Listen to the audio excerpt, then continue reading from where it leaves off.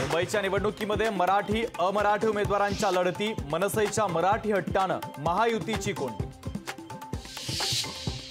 वर्षा गायकवाडांनी घेतली उद्धव ठाकरेंची भेट। वर्षा गायकवाडांना दिल्लीला पाठवणार, विजय आमचाच होणार।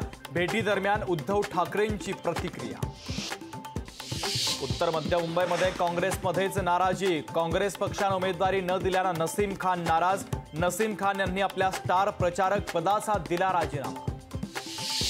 बायकोला निवडून द्या तरच काम करीन, अजितदादांनी गावकऱ्यांना भरला दम। कदाचित बहिणीचं प्रेम कमी पडलं असेल, अजितदादांच्या वक्तव्यावर सुप्रिया सुळे यांची भावनिक प्रतिक्रिया।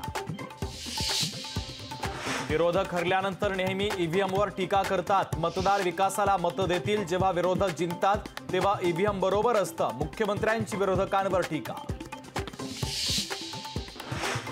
नाशिकमध्ये राष्ट्रवादीचा ट्विस्ट। भुजबळांचे विश्वासू दिलीप खैरे यांनी घेतला उमेदवारी अर्ज। नाशिकच्या जागेवर शिवसेनेचा दावा ठाम, पण घोषणा कधी याकडे महाराष्ट्राचं लक्ष।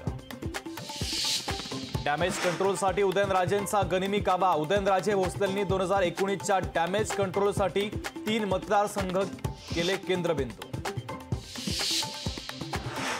राष्ट्रवादी शरदचंद्र पवार पक्षाचे नेते अभिजित पाटलांना मोठा धक्का। विठ्ठल सहकारी साखर कारखान्यावर जप्तीची कारवाई।